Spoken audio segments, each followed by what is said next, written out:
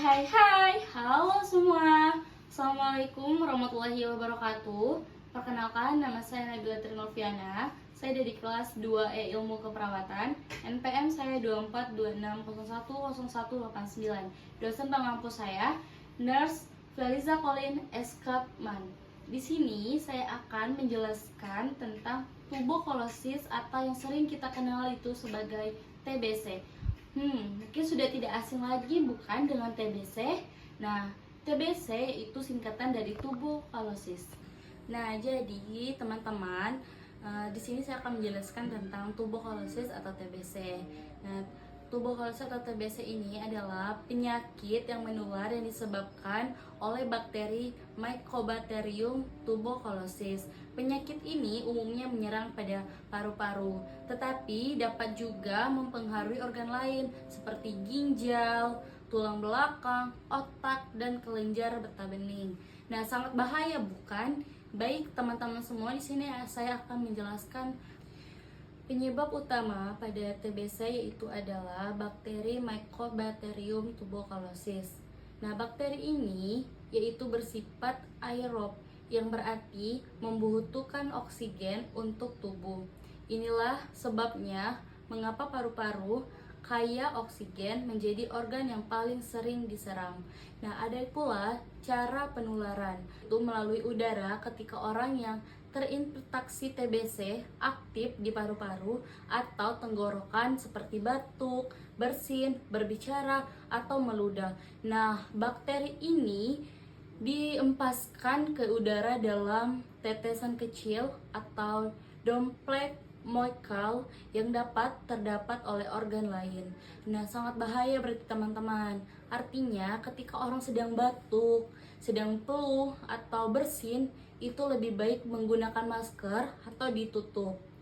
Nah, hindari dan jauhi orang ketika lagi bersin atau batuk karena itu bisa terjadi penularan TBC. Nah, teman-teman, tadi kan saya sudah menjelaskan penularan pada TBC tersebut. Nah, penularan ini yaitu tidak terjadi melalui kontak fisik seperti berjabat tangan, berbagi makanan atau minuman, atau menggunakan toilet yang sama. Itu tidak menjamin terjadinya penularan pada TBC, teman-teman. Artinya, penularan pada TBC tersebut yaitu tadi yang seperti saya jelaskan sebelumnya, itu terjadi ketika terjadinya percikan kecil atas adanya bersin, batuk, dan berbicara atau melalui ludah, teman-teman. Meludah. Jadi jangan asing ya teman-teman, dan jangan dianggap sepele TBC ini. Nah, tadi kan saya sudah menjelaskan tentang penularan pada TBC. Di sini saya akan menjelaskan juga tentang gejala TBC. Gejala TBC dapat bervariasi tergantung pada organ yang terinfeksi, namun gejala TBC seperti paru-paru yang paling umum terjadinya TBC atau terjadinya pada penularan TBC seperti batuk kronis, batuk yang berlangsungan lebih dari 2 atau 3 minggu, yaitu seringkali disertai dahak, kadang berdarah. Nah, itu bisa jadi termasuk gejala TBC. Yang kedua yaitu demam. Demam ringan yang sering muncul di sore atau malam hari. Nah, teman-teman, artinya demam yang sering kali muncul di siang atau malam hari atau sore hari itu bisa jadi gejala pada TBC. Yang ketiga itu ada keringat malam. Nah, keringat malam itu jangan disepelekan ya teman-teman. Itu bisa jadi gejala pada TBC. Keringat malam yaitu berkeringat berlebihan di malam hari meskipun suhu ruang tidak panas. Nah, misal kalian sudah pakai AC atau pakai kipas, tiba-tiba kalian berkeringat yang berlebihan, itu bisa jadi gejala TBC teman-teman. Terus itu ada penurunan berat badan tanpa sebab yang jelas. Seperti kalian tidak diet, tapi penurunan berat badan kalian menurun drastis teman-teman. Itu bisa jadi gejala pada TBC. Terus ada juga nafsu makan menurun. Nah, ini siapa nih yang kurang nafsu makan? Bukan berarti tidak lapar ya teman-teman. Maksudnya seperti nafsu makan menurun itu seperti misal makannya yang tidak berselera teman-teman, itu bisa jadi termasuk gejala TBC teman-teman.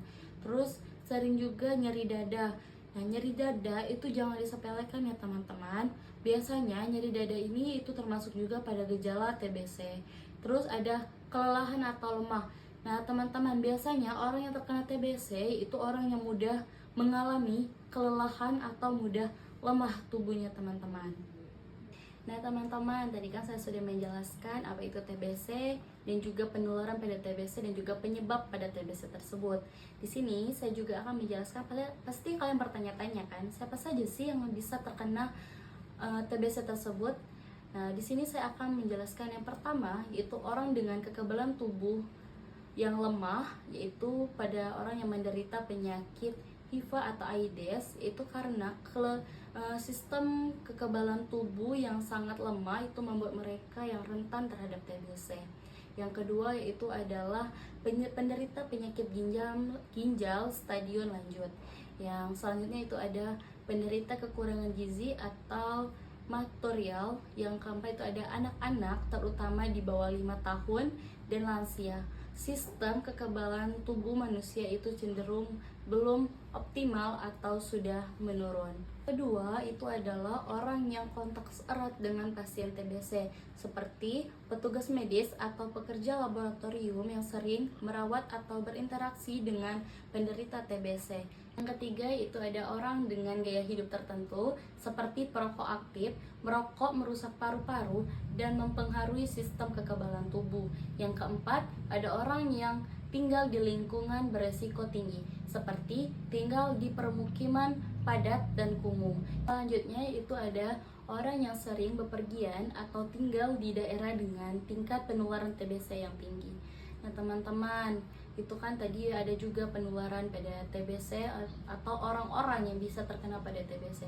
Jadi jika kalian ada di salah satu yang saya jelaskan tadi, tolong dikurangi dan jangan dilakukan lagi ya teman-teman. Lebih baik mencegahi daripada mengobati. Nah teman-teman, meskipun TBC ini menular, penularannya tidak secepat pilek dan batuk teman-teman.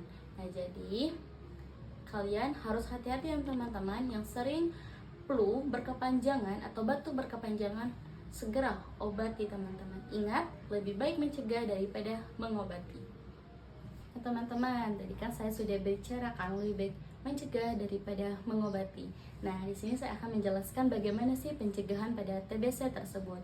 Yang pertama, kita bisa melakukan vaksinasi BCG, yaitu vaksin Bacillus calmette guin atau BCG, diberikan kepada bayi untuk mencegah TBC berat pada anak-anak, terutama meningsi TBC dan TBC miliar.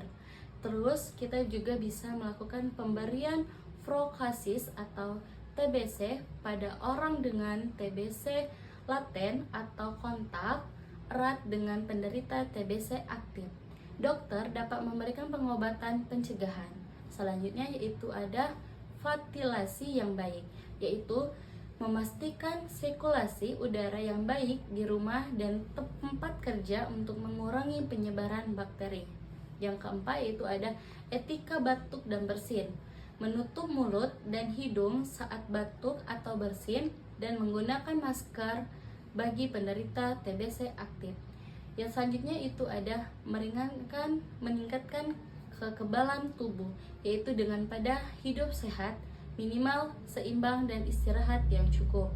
Nah teman-teman, mungkin itu saja yang dapat saya jelaskan tentang TBC atau tuberkulosis yang sering kita kenal, yaitu disebut dengan TBC.